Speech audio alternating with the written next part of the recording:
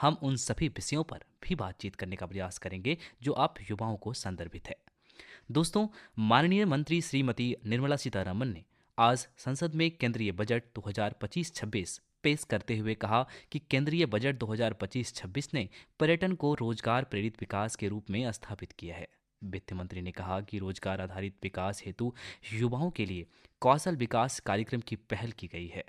इसके साथ ही home stay के लिए मुद्रा लोन, यात्रा सुगमता में सुधार और पर्यटन स्थलों पर तक संपर्क, ई वीजा सुविधा में सरलीकरण और राज्यों को प्रदर्शन आधारित प्रोत्साहन जैसे उपाय भी किए गए हैं।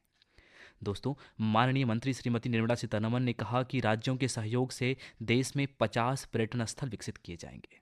होटल व अन्य प्रमुख अवसंरचनाओं के विकास के लिए भूमि की व्यवस्था राज्यों द्वारा की जाएगी।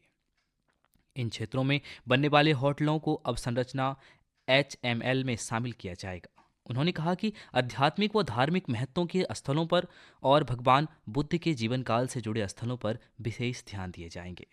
अपने संबोधन में निर्मला सीतारमन ने कहा कि क्षमता निर्माण और वीजा नियमों को सरल बनाने के साथ साथ निजी क्षेत्र के सहयोग से चिकित्सा, पर्यटन और स्वास्थ्य लाभ को बढ़ावा दिया जाएगा।